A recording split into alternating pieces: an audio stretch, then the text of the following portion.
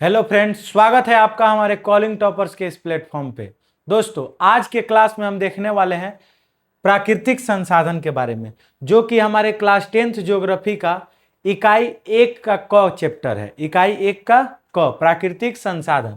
तो इसके बारे में हम लोग आज के वीडियो में थ्योरी पढ़ेंगे लोग, और फिर उसके बाद इसके ऑब्जेक्टिव क्वेश्चन को देखेंगे लोग। तो आइए इसी के साथ हम अपनी क्लास की शुरुआत करते हैं। हमारा पहला जो पॉइंट है प्राकृतिक संसाधन। ये प्राकृतिक संसाधन जो है ये होता क्या है, तो मतलब समझिए, भूमि प्राकृतिक संसाधन है। पहला जो है भूमि संसाधन।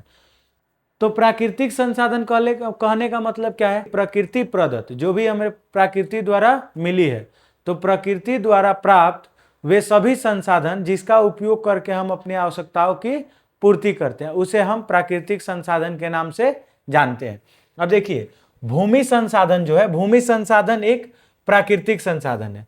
तो भूमि प्राकृतिक संसाधन है कृषि, वानिकी, पशुपालन, मत्स्य, खनन, वन्य जीव, परिवहन, संचार जैसे आर्थिक क्रियाएं भूमि पर संपन्न होने के कारण यह मौलिक संसाधन यानी कि मूल संसाधन है। हम लोग, सीधा सा बात है, हम लोग पृथ्वी पे ही रहते हैं और पृथ्वी भूमि जो है एक संसाधन है। तो जो भी काम करेंगे वो भूमि पे ही करेंगे। तो ये हमारे लिए कैसा संसाधन होगा? मूलभूत संसाधन होगा, जिसकी आवश्यकता हमें हमेशा पड़ेगी। फिर देखिए, अब जो ये भूमि संसाधन है, तो भूमि को 3 भागों में बांटा गया। भूमि को 3 भागों में बांटा गया। देखिए, भारत में भूमि का भौतिक स्वरूप, अब ये जो भूमि है इसका भौतिक स्वरूप कैसा है? तो इसमें मैदानी क्षेत्र कितना पाया जाता है? 43%। तो मैदानी क्षेत्र 43%। पर्वत कितना पाया जाता है? तो 30%। पर्वत कितना पाया जाता है? तो 30%। तो ये हमारा पर्वतीय क्षेत्र 30% पाया जाता है। पठार कितना पाया जाता है? तो याद रखेंगे, भूमि पर पठार 27% पाया जाता है। पूरा अगर जोड़ेंगे तो आप 100% हो जाएगा। ये भारत का भौतिक स्वरूप है, यानी कि जो भूमि है इसका भौतिक स्वरूप। तो भूमि पर 43% मैदानी क्षेत्र है, 30% पर्वतीय क्षेत्र है और 27% पठारी क्षेत्र है, याद रखेंगे। तो ये हमारा भूमि संसाधन के बारे में इंपॉर्टेंट पॉइंट है। अब याद रखेंगे एक बात कि अगर एग्जाम में मान जाइए पूछ देगा प्राकृतिक संसाधन क्या है, तो वो परिभाषा मैंने आपको अभी बताया कि प्रकृति द्वारा प्राप्त वे सभी संसाधन जिनका उपयोग करके हम अपनी आवश्यकताओं की पूर्ति करते हैं, उसे हम प्राकृतिक संसाधन के नाम से जानते हैं। फिर हमारा जो कॉन्सेप्ट आता है,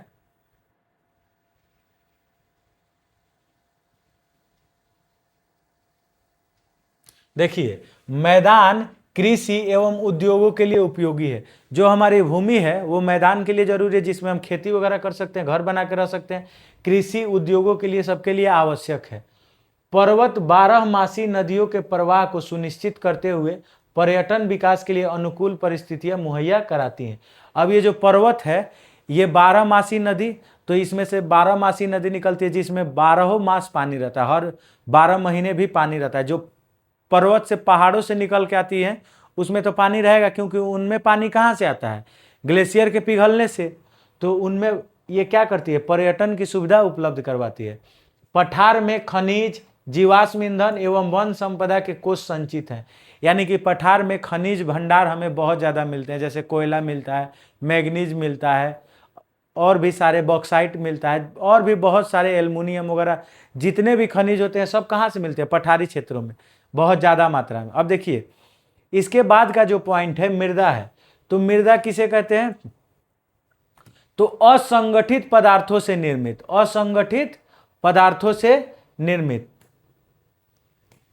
असंगठित पदार्थों से निर्मित पृथ्वी की सबसे ऊपरी पतली परत को मृदा कहते हैं। असंगठित पदार्थ, किसी किसी पदार्थों से मिलकर जो ऊपरी की पृथ्वी की ऊपरी पतली परत बनती है, उसे हम लोग क्या कहते हैं? मृदा कहते हैं। चट्टानों के टूटने फूटने, मृदा का निर्माण कैसे होता है? तो चट्टानों के टूटने फूटने तथा भौतिक और रासायनिक जीवन परिवर्तन, देखिए, भौतिक, रासायनिक और जैविक परिवर्तन से मृदा का निर्माण होता है। जैविक परिवर्तन से मृदा का निर्माण होता है, भौतिक परिवर्तन, रासायनिक परिवर्तन, जैविक परिवर्तन से मृदा का निर्माण होता है।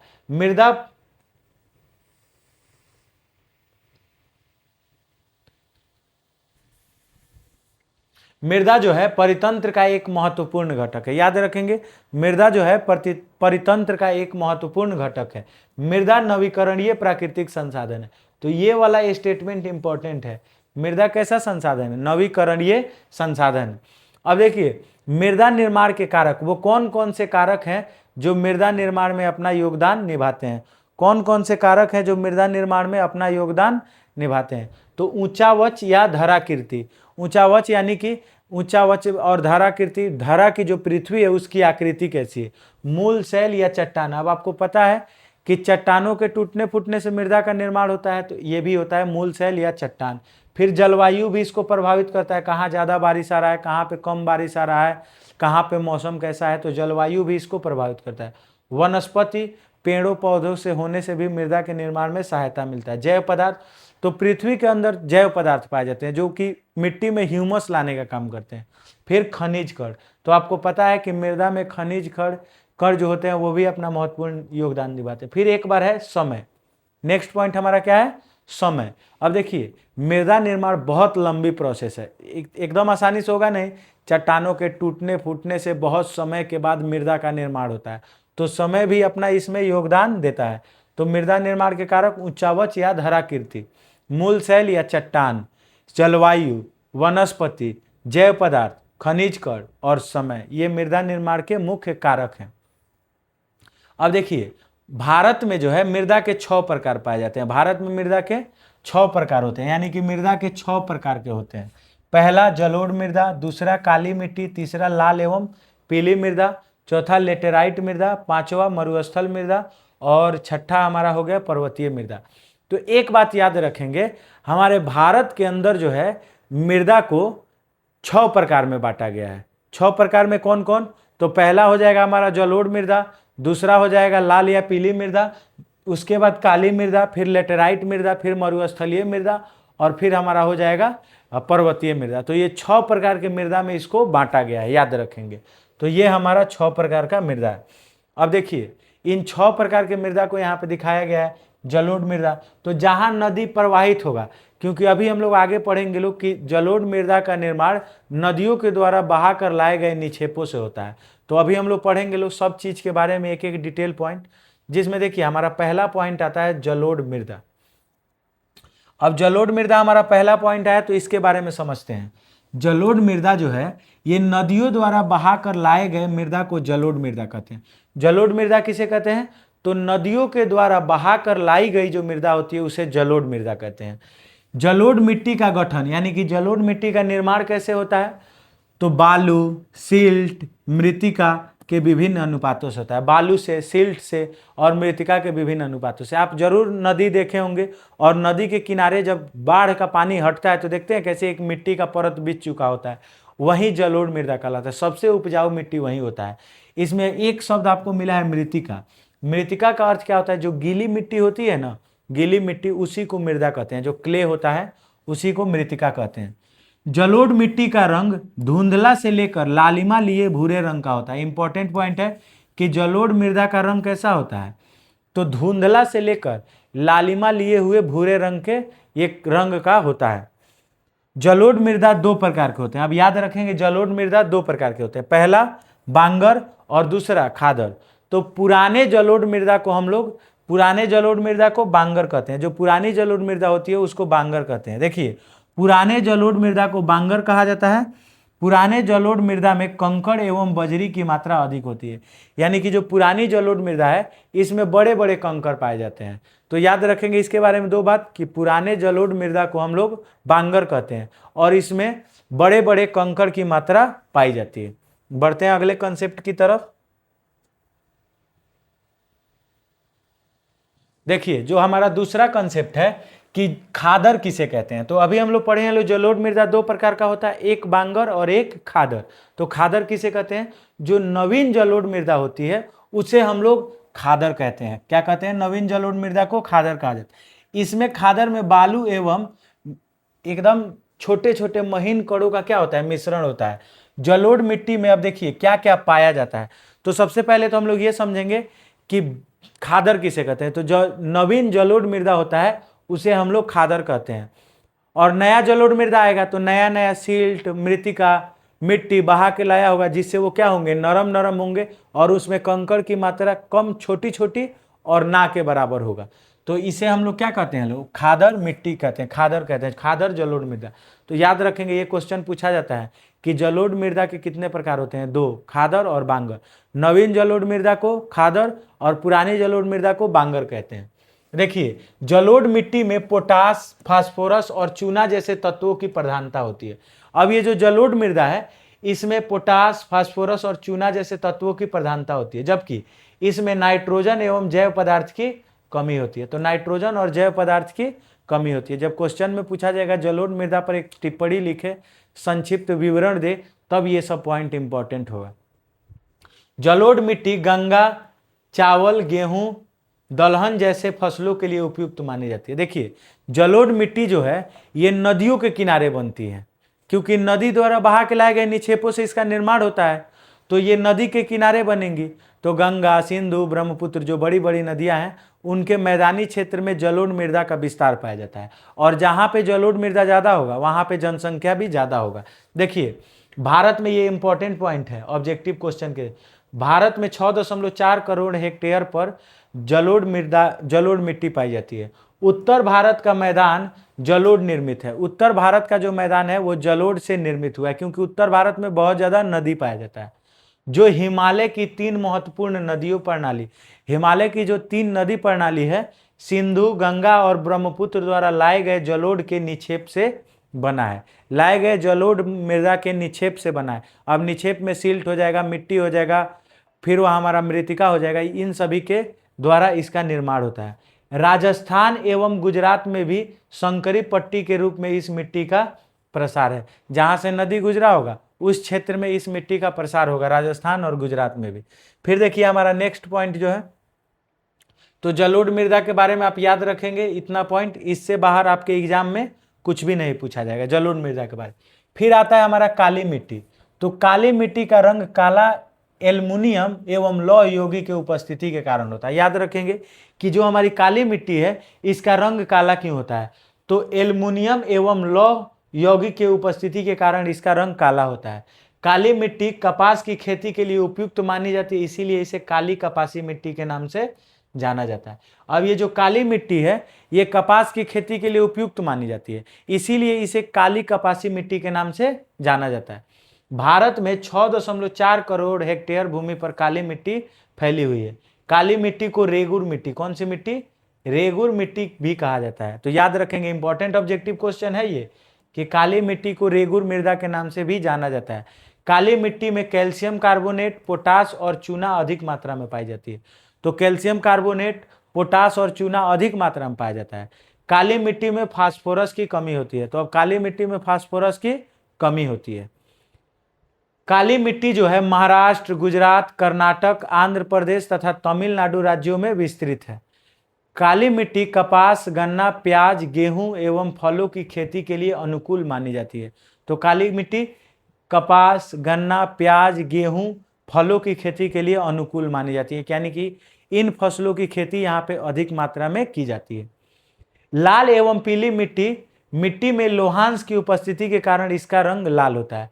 अब देखिए यहाँ से लाल एवं पीली मिट्टी के बारे में आ गया, तो आइए हम देखते हैं लाल एवं पीली मिट्टी के बारे में क्या क्या इंपॉर्टेंट कंसेप्ट है। यहाँ पे थोड़ा सा अलग हो गया, लाल एवं पीली मिट्टी। तो लाल एवं पीली मिट्टी का रंग लाल एवं पीला क्यों होता है, तो लोहांश की उपस्थिति के कारण इसका रंग क्या होता है, लाल होता है। याद रखेंगे ऑब्जेक्टिव क्वेश्चन है कि लाल एवं पीली मिट्टी का रंग लाल क्यों होता है, तो लोहांश की उपस्थिति के कारण इसका रंग लाल हो जाता है। फिर देखिए लाल मिट्टी में जल योजन के पश्चात रंग पीला हो जाता है। अब जो लाल मिट्टी है वो अगर जल सोख लेती है, अपने अंदर जल ले लेती है, तो उसके चलते उसका रंग कैसा हो जाता है, पीली हो जाती है, पीला हो जाता है। लाल मिट्टी भारत में 7.2 करोड़ हेक्टेयर भूमि पर पाया जाता है। अब लाल मिट्टी जो है भारत में 7.2 करोड़ हेक्टेयर भूमि पर पाया जाता है, याद रखेंगे। लाल एवं पीली मिट्टी जो है तमिलनाडु, कर्नाटक, गोवा, दक्षिण पूर्वी महाराष्ट्र, आंध्र प्रदेश, उड़ीसा, छोटा नागपुर पठार एवं मेघालय के पठारी क्षेत्र में पाया जाता है लाल मिट्टी। अब याद रखेंगे, अब देखिए लेटेराइट मृदा, तो लेटेराइट मृदा के बारे में भी आप कुछ कंसेप्ट याद रखेंगे जो कि एग्जाम के लिए इंपॉर्टेंट है। सबसे पहला, ये जो लेटेराइट शब्द की उत्पत्ति जो है ग्रीक भाषा के लेटर शब्द से हुई है। किस शब्द से हुई है? ग्रीक भाषा के लेटर शब्द से हुई है, जिसका अर्थ होता है ईंट। लेटेराइट मृदा जो है इसका निर्माण ग्रीक भाषा के लेटर शब्द से लिया गया है, जिसका अर्थ क्या होता है? ईंट। भारत में लेटेराइट मिट्टी का विस्तार 1.3 करोड़ हेक्टेयर भूमि पर है। अब भारत में जो ये हमारा लेटेराइट मिट्टी है इसका विस्तार कितने भूमि पे? तो 1.3 करोड़ हेक्टेयर भूमि पर इसका विस्तार पाया जाता है। एल्युमिनियम और लोहे के ऑक्साइड के कारण इसका रंग लाल होता है। एल्युमिनियम और लोहा के कारण इसका रंग कैसा होता है? लाल होता है। किसके किसके कारण? एल्युमिनियम और लोहे के ऑक्साइड के कारण, याद रखेंगे, एल्युमिनियम और लोहे के ऑक्साइड के कारण इसका रंग लाल होता है। लेटेराइट मिट्टी में ह्यूमस की मात्रा नगण्य होती है। अब ये जो लेटेराइट मृदा है इसमें ह्यूमस की मात्रा नगण्य होती है, कहने का मतलब ना के बराबर होता है, क्योंकि इसमें जैव पदार्थ ज़्यादा नहीं पाएंगे। और अभी मैंने आपको बताया कि ह्यूमस उन खेतों में ज़्यादा होगा जहाँ पे जैव पदार्थ ज़्यादा मात्रा में पाए जाएंगे। फिर देखिए लेटेराइट मिट्टी के बारे में अगर हम बात करें तो लेटेराइट मिट्टी कर्नाटक, केरल, तमिलनाडु, मध्य प्रदेश, उड़ीसा तथा असम में मिलती है। तो इन राज्यों में लेटेराइट मृदा का विस्तार पाया जाता है, लेटेराइट मिट्टी का विस्तार पाया जाता है। कर्नाटक, केरल और तमिलनाडु में लेटेराइट मिट्टी में चाय एवं कहवा का उत्पादन किया जाता है। कर्नाटक, केरल, तमिलनाडु में लेटेराइट मिट्टी में चाय एवं कहवा का उत्पादन किया जाता है। तमिलनाडु, आंध्र प्रदेश और केरल में लेटेराइट मिट्टी में काजू की खेती के लिए उपयुक्त मानी जाती है। याद रखेंगे, इंपॉर्टेंट पॉइंट है। अब देखिए इसके बाद आता है हमारा मरुस्थलीय मृदा। अब मरुस्थलीय मृदा क्या है? तो मरुस्थलीय मिट्टी शुष्क, अल्प वर्षा, ह्यूमस रहित, देखिए शुष्क मिट्टी, अल्प वर्षा वाला क्षेत्र, ह्यूमस रहित बालू मिट्टी वाले क्षेत्र विकसित होते हैं। यानी कि जो मरुस्थलीय मृदा है ना, इसमें बारिश ज़्यादा यहाँ पे होगा, और जब बारिश ज़्यादा नहीं होगा तो बहुत ज़्यादा शुष्क होता है। क्या होता है? बहुत ज़्यादा गर्म इलाका होता है, और गर्म होने के कारण एक तो गर्म एक तो पानी नहीं, तो उसमें के जैव पदार्थ सभी मर जाते हैं, और जैव पदार्थ मर जाएंगे तो उसमें ह्यूमस उत्पन्न होगा नहीं, जिसके कारण मिट्टी किस में बदल जाता है? मरुस्थलीय भूमि में। तो बालू वाली मिट्टी क्या होती है? मरुस्थलीय मिट्टी होती है। मरुस्थलीय मृदा का रंग लाल या हल्का भूरा होता है। मरुस्थलीय मिट्टी पंजाब, राजस्थान, सौराष्ट्र, कच्छ, पश्चिमी हरियाणा और दक्षिण पंजाब में पाई जाती है। तो इन क्षेत्रों में, जो हमारा भारत का पश्चिमी भारत है, उन क्षेत्रों में ये पाया जाता है, मरुस्थलीय मृदा का विस्तार पाया जाता है, याद रखेंगे। फिर देखिए मरुस्थलीय मृदा के बारे में अगर हम थोड़ा सा और देखें तो मरुस्थलीय मृदा में वनस्पति और उर्वरक का अभाव पाया जाता है। अब ये हमारी जो मरुस्थलीय मृदा है इसमें वनस्पति और उर्वरक का अभाव पाया जाता है। मरुस्थलीय मृदा में सिंचाई की व्यवस्था कर कपास, चावल, गेहूं का भी उत्पादन किया जाता है। तो सिंचाई का व्यवस्था अगर हो जाता है तो हम बहुत सारे फसलों का उत्पादन कर सकते हैं, जिसमें से चावल, गेहूं, कपास इत्यादि हैं। इसके बाद आता है देखिए पर्वतीय मृदा। क्या आता है हमारे सामने? पर्वतीय मृदा। अब पर्वतीय मृदा, जो मृदा क्षेत्र पर्वतीय क्षेत्र में पाया जाता होगा उसे पर्वतीय मृदा कहेंगे। जैसे देखिए पर्वतीय मृदा पर्वतीय और पहाड़ी क्षेत्रों में देखने को मिलती है। पर्वतीय मृदा के ढलानों पर फलों के बागान, नदी घाटी में चावल का लगभग सभी क्षेत्रों में उत्पादन किया जाता है। तो जो ढलान वाला हिस्सा होता है उसमें फल की खेती की जाती है, और जो नदी घाटी होता है उसमें चावल की खेती की जाती है, याद रखेंगे। तो ये था हमारा 6 प्रकार का मृदा, जिससे क्या क्या उसका इंपॉर्टेंस होता है, कहाँ कहाँ पाया जाता है, कौन कौन से उसमें गुण के कारण उनका रंग कैसा होता है, ये सभी इंपॉर्टेंट कंसेप्ट हम लोगों ने यहाँ पे आज समझ लिया है। तो एक बात याद रखेंगे, ये जो अगर आप ये PDF नोट्स चाहते हैं तो आप हमारे टेलीग्राम चैनल कॉलिंग टॉपर्स को सब्सक्राइब कर लेंगे। अब देखिए टेलीग्राम चैनल तो अभी कुछ दिन के लिए बंद है, तो आप हमारे व्हाट्सएप चैनल जो है कॉलिंग टॉपर्स व्हाट्सएप चैनल जाएंगे, व्हाट्सएप ग्रुप में सर्च करेंगे कॉलिंग टॉपर्स, और यहाँ पे आपको मिल जाएगा हमारा चैनल, जिस पे आपको मिलेगा नोट्स व्हाट्सएप के ऊपर। तो याद रखेंगे, इंपॉर्टेंट पॉइंट है, क्योंकि नोट्स रहेगा तभी आप रिवीजन कर पाएंगे। फिर देखिए, फिर हमारा नेक्स्ट पॉइंट है कि भूमि उपयोग को निम्न वर्गों में बांटा गया। अब ये जो भूमि संसाधन है इसके उपयोग को कितने वर्गों में बांटा गया, यानी कि क्या क्या इसका उपयोग है। तो वन विस्तार, तो आपको पता है कि वन का विस्तार कहाँ है? भूमि पे। कृषि अयोग्य बंजर भूमि, वो भूमि जो कृषि अयोग्य है, यानी कि उस पर खेती नहीं किया जा रहा है, वो बंजर भूमि।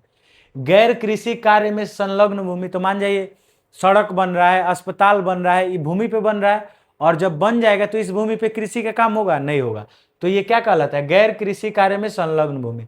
अस्थायी चारागाह एवं गोचर भूमि, तो क्या किया जा रहा है? कृषि योग्य जो भूमि है उसको चारागाह में बदला जा रहा है, क्योंकि पशुपालन भी आज के समय में जोरों शोरों से हो रहा है। फिर वृक्ष बगीचे एवं उपवन में संलग्न भूमि, कृषि योग्य बंजर भूमि जिसका प्रयोग 5 वर्ष से न हुआ। अब देखिए, ऐसी भूमि जो कृषि योग्य है लेकिन बंजर भी है, क्योंकि उसका प्रयोग 5 साल से नहीं हो रहा है, तो उस क्षेत्र को हम लोग कृषि योग्य बंजर भूमि के नाम से जानते हैं। याद रखेंगे, 5 साल से खेती नहीं किया जा रहा है इसलिए बंजर बोला जा रहा है, लेकिन उस पर अगर खेती किया जाएगा तो उस पर फसल का उत्पादन किया जा सकता है, इसीलिए ये क्या है? कृषि योग्य है। वर्तमान परती भूमि, तो मान जाइए अभी फसल काट के छूटा हुआ है तो वो परतीहीन भूमि कहलाता है, तो वर्तमान परती भूमि। वर्तमान परती भूमि के अतिरिक्त वह परती भूमि जहां 5 वर्ष से खेती न हुआ हो, तो वर्तमान परती भूमि कहने का मतलब जिसमें फसल काट लिया गया, कुछ समय के लिए छोड़ा गया, वो वर्तमान परती भूमि हो। एक परती भूमि हो गया कि 5 साल से वैसे ही छोड़ दिया गया है, तो वो होता है अतिरिक्त परती भूमि। शुद्ध बोया गया भूमि, अब कितने क्षेत्रों पर कुछ ना कुछ फसल उगाया जा रहा है, उन क्षेत्रों को हम क्या कहते हैं? शुद्ध बोया गया भूमि। याद रखेंगे। अब भूमि उपयोग के 2 कारक निर्धारित करते हैं। देखिए, अब जो भूमि उपयोग है इसके 2 कारक हैं। कौन कौन से 2 कारक हैं? देखिए समझिएगा। तो भौतिक कारक और मानवीय कारक। भौतिक कारक में क्या आएगा? भू आकृति, भूमि की आकृति कैसी है उसका उपयोग को ये प्रभावित करेगा। जलवायु कैसी है, मृदा कैसी है, तो ये भौतिक कारक है जो कि हमें पर्यावरण द्वारा प्राप्त है। मानवीय कारक, जनसंख्या घनत्व, जनसंख्या बढ़ रहा है तो कृषि योग्य भूमि चाहे भूमि का पे दबाव अत्यधिक बढ़ रहा है। प्रौद्योगिकी क्षमता, अब हम कृषि से ज्यादा, और हम कृषि को छोड़कर किधर बढ़ रहे हैं? उद्योगों की ओर बढ़ रहे हैं, तो जिससे प्रौद्योगिकी क्षमता बढ़ रही है और कृषि योग्य भूमि कम हो रही है। संस्कृति एवं परंपरा, तो पहले के लोग संस्कृति और परंपरा को मानते थे, फसल का पूजा करते थे, फसल लगाने के समय कृषि को एक मेला की तरह मानते थे। अब के लोग सबसे ज्यादा प्रौद्योगिकी क्षमता पर विश्वास रख रहे हैं, उद्योगों को लगाने पर। भूमि से संबंधित महत्वपूर्ण तथ्य क्या है देख लेते हैं। तो भारत के कुल भौगोलिक क्षेत्र का 32.8 लाख, अब आपको पता होगा कि भारत का कुल क्षेत्रफल होता है 32,87,263 किलोमीटर स्क्वायर, जिसको शॉर्टकट में 32.8 लाख वर्ग किलोमीटर के मात्र 93% भाग ही भूमि उपयोग का आंकड़ा उपलब्ध है। जम्मू कश्मीर में पाक अधिकृत तथा चीन अधिकृत भूमि सर्वेक्षण नहीं हो पाए। तो अब भारत का मान जाइए कि 32.8 जो लाख क्षेत्रफल है, ये तो अपने आप में 100% होगा, लेकिन आंकड़ा हमें कितना का मिला है? 93%। कारण क्या है?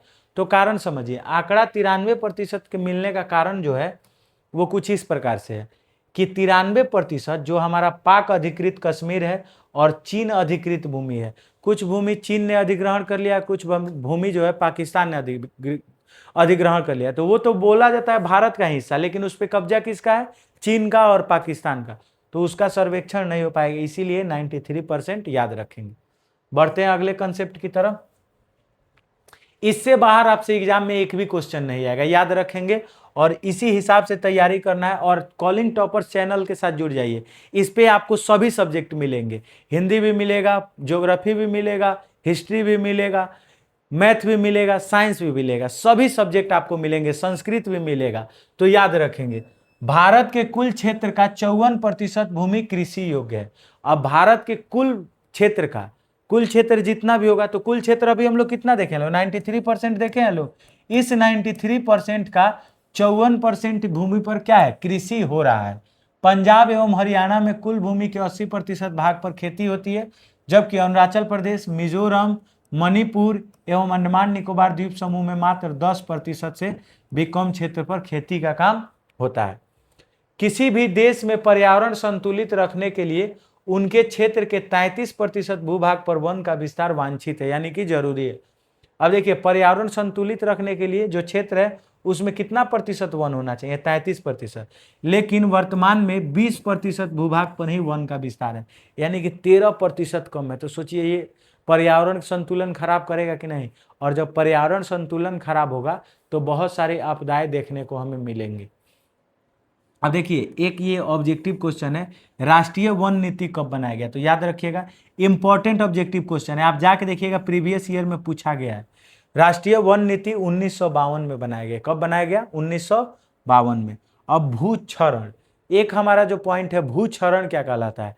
तो मृदा को अपने स्थान से विविध क्रियाओं द्वारा स्थानांतरित होना भूक्षरण कहलाता है। अब जैसे मान लीजिए बारिश आता है और एक जगह का मृदा बह के दूसरे जगह जाता है, तो ये विविध क्रियाओं द्वारा, यानी कि कोई भी प्रोसेस हो सकता है जिसके तहत मृदा एक जगह से दूसरे जगह स्थानांतरित हो रही है, यानी कि अपना स्थान बदल रही है, उसे हम लोग क्या कहेंगे, मृदा क्षरण, यानी कि भूक्षरण कहते हैं। भूक्षरण के कारण, तो क्या कारण है भूक्षरण होने का, ये समझिए। तो जो हमारा भूक्षरण का कारण है, गुरुत्व बल के प्रभाव से उद्योग से निकलने वाले अपशिष्ट पदार्थ, विविध प्राकृतिक कारकों जैसे गतिशील जल, पवन, हिमानी, समुद्रिक लहरें और मानवीय अनुक्रिया जैसे वनोन्मूलन, अति पशुचारण, अधिक सिंचाई, खनन, रसायनों का अधिकाधिक उपयोग का कारण है। जैसे कुछ भौतिक कारक है और कुछ मानवीय कारक है। जैसे देखिए गतिशील जल, पानी की धारा एकदम तेज बह रही है, तो जिसके कारण मृदा एक जगह से दूसरे जगह जाएगा। फिर उसके बाद पवन, हवा आता है तो देखते हैं मिट्टी अपने साथ उड़ा के ले जाता है। हिमानी हो गया, समुद्रिक लहर, समुद्र की लहर आएंगी अपने साथ मिट्टी को इधर से उधर फैलाएंगे। वनोन्मूलन, जो वन का कटाई हो रहा है बहुत ज्यादा मात्रा में, ये भी इसका कारण है, क्योंकि वन जो होता है उसकी जड़ें मृदा को एकदम पकड़ के रखती है, और कितना भी बारिश आए, पानी आए, तो उसको जल्दी बहने नहीं देती है। तो वनों की कटाई, अति पशुचारण, अति जब पशुचारण होता है तो ऊपरी परत जो होती है उपजाऊ मिट्टी, वो खिसकने लगती है, तो ये भी इसका कारण है। अधिक सिंचाई, अब मान लीजिए अधिक सिंचाई होगा तो मिट्टी एकदम नरम हो जाएगा, जिसके कारण वो जिधर पानी जाएगा उस दिशा में वो बहते हुए चला जाएगा। फिर खनन का जो काम चल रहा है, एक जगह से मिट्टी दूसरे जगह ले जाना, रसायनों का अत्यधिक उपयोग, ये सब महत्वपूर्ण कारक है भूक्षरण के, याद रखेंगे। फिर कंसेप्ट है हमारा एक कि खनन के उपरांत उस स्थान के खाइयों एवं मलबों के साथ खुला छोड़ देने के कारण झारखंड, छत्तीसगढ़, मध्य प्रदेश जैसे राज्यों में भूमि का निम्नीकरण हुआ है। याद रखें क्या किया जा रहा है, खनन किया जा रहा है और उसको खुला छोड़ दिया जाए, जिसके चलते भूमि निम्नीकरण हो रहा है झारखंड, छत्तीसगढ़ और मध्य प्रदेश में। उड़ीसा में वनोन्मूलन के कारण भूमि निम्नीकरण हो रहा है। उड़ीसा में क्या कारण है भूमि निम्नीकरण का, यानी कि भूमि की कमी होने का, तो वनोन्मूलन, बहुत ज्यादा वनों को काटा जा रहा है। गुजरात, राजस्थान, मध्य प्रदेश और महाराष्ट्र जैसे राज्यों में अति पशुचारण ने भूमि स्तर को कुप्रभावित किया है, यानी कि बहुत ज्यादा पशुचारण होने के चलते गुजरात, राजस्थान, मध्य प्रदेश और महाराष्ट्र जैसे राज्यों में भूमि का निम्नीकरण हुआ है। अब देखिए अब हमारा कुछ इंपॉर्टेंट पॉइंट है, जैसे भूक्षरण क्या है, भू संरक्षण। अब ये जो भूमि है इसको संरक्षित कैसे रखें, तो भूमि को संरक्षित रखने का उपाय है मिट्टी के कटाव को रोकना, मिट्टी की उत्पादकता को बढ़ाना और भू संरक्षण कहलाता है। मिट्टी के कटाव को रोकना और मिट्टी के उत्पादकता को बढ़ाना ही क्या कहलाता है, भूक्षरण कहलाता है। अब देखिए भू संरक्षण के उपाय, इसके क्या उपाय है जिसके चलते हम भूमि का संरक्षण कर सकते हैं, तो फसल चक्र द्वारा। अब बार बार हम फसल लगाते रहेंगे, फसल बदल बदल कर लगाएंगे, फसल चक्र लगातार, तो इससे क्या होगा, मिट्टी की जो पकड़ है वो मजबूत बनी रहेगी, बारिश के साथ वो बह के नहीं जाएगी, हवा के साथ उड़ के नहीं जाएगी, जिसके चलते भूमि का निम्नीकरण नहीं होगा और कृषि योग्य जो भूमि है वो बनी रहेगी। पवन, पहाड़ी क्षेत्रों में समोच्च जुताई के द्वारा, तो याद रखेंगे पहाड़ी क्षेत्रों में सीढ़ी नुमा खेती की जाती है, पहाड़ी क्षेत्रों में सीढ़ी नुमा खेती की जाती है जिसको समोच्च कृषि कहते हैं। पवन अपर्दन वाले क्षेत्रों में पट्टिका कृषि, अब मान लीजिए पवन अपर्दन, हवा आएगा अपने साथ मिट्टी उड़ा के ले जाएगा, तो उस क्षेत्रों में क्या किया जाता है, पट्टी बना के कृषि किया जाता है, एक पट्टी फिर दूसरा पट्टी, जिससे क्या होता है पवन के अपर्दन से मृदा को बचाया जाता है। रसायन का उचित उपयोग, रसायन का जरूरत से ज्यादा उपयोग ना करें, इतना ही उपयोग करें जितना उसमें जरूरत हो, और उसी रसायन का उपयोग करना चाहिए जिसमें मिट्टी की कमी हो। मान लीजिए किसी मिट्टी में फास्फोरस की कमी है, हम लगातार उसमें नाइट्रोजन दे रहे हैं, तो ये सब मृदा को संरक्षित नहीं बल्कि मृदा को खराब करता है, भूक्षरण करता है। जलक्रांतता, तो ये इंपॉर्टेंट क्वेश्चन है जलक्रांतता। तो अति सिंचाई के कारण भूमि में अत्यधिक जल का जमा होना जलक्रांतता कहलाता है। तो बहुत ज्यादा सिंचाई कर देते हैं हम और मिट्टी में बहुत ज्यादा जल हो जाता है, जिसके कारण वो अपने साथ बहा के ले जाता है और मिट्टी में लवणीय गुण भी उत्पन्न हो जाते हैं, जिसके कारण खेती करने योग्य वो नहीं बच जाता है और इस स्थिति को जलक्रांतता कहते हैं। फिर हमारा अगला जो पॉइंट है समोच्च जुताई। अब समोच्च जुताई पहाड़ी क्षेत्रों में क्या किया जाता है कि वृत्ताकार एरिया में सीढ़ी नुमा खेती की जाती है, उसी को हम लोग क्या कहते हैं, समोच्च जुताई कहते हैं। फिर हमारा आता है पट्टिका कृषि। तो पट्टिका कृषि किसे कहते हैं, तो देखिए क्या किया जाता है, पवन अपर्दन वाले क्षेत्रों में फसलों के बीच घास की पट्टिका विकसित करना पट्टिका कृषि कहलाता है। फसल लगा दिया गया, फिर एक पट्टी घास का, फिर एक फसल लगा दिया गया, फिर घास की पट्टी, यानी कि घास की पट्टी लगा दी जाती है जो कि मिट्टी को हवा को उड़ा के ले जाने से रोकेगी। फिर मिट्टी जो है उसको हवा तो उड़ा के ले जाएगा, उसी से इसको रोकती है। दो खाद्यान्न फसलों के बीच दलहन या तिलहन का फसल लगाना फसल चक्र कहलाता है। इससे नाइट्रोजन का स्थिरीकरण होता है। तो याद रखेंगे, दो खाद्यान्न फसलों के बीच एक तिलहन या फिर एक दलहन फसल को लगाना ही फसल चक्र कहलाता है और ये नाइट्रोजन के स्थिरीकरण को बढ़ाता है। अब आखिर में हमारा क्वेश्चन है कि हम संसाधन को क्यों बचाएं, क्या कारण है कि जिससे हमको संसाधन को बचाना चाहिए। तो जीवन के लिए आवश्यक संसाधनों की पूर्ति, हमें संसाधन कहाँ से मिलते हैं, प्रकृति से मिलते हैं। तो इसीलिए इंपॉर्टेंट है कि प्राकृतिक संसाधनों को बचा के रखें, पर्यावरण संतुलन को बनाए रखें, आने वाली पीढ़ियों के लिए संरक्षण के लिए और सतत विकास और बेहतर भविष्य के लिए। अब देखिए यहीं पे प्राकृतिक संसाधन खत्म होता है। तो आज के वीडियो में हमने सभी थ्योरी को कंप्लीट कर लिया। कल के क्लास में हम ऑब्जेक्टिव क्वेश्चन कर लेंगे और मैं दावा के साथ कहता हूं कि इससे बाहर आपके एग्जाम में एक भी क्वेश्चन नहीं आएगा। तो मिलते हैं आपसे कल के क्लास में। तब तक के लिए आप इस चैनल को खुद सब्सक्राइब कीजिए और अपने दोस्त के पास भी शेयर कीजिए और वीडियो को लाइक कीजिए। Thank you.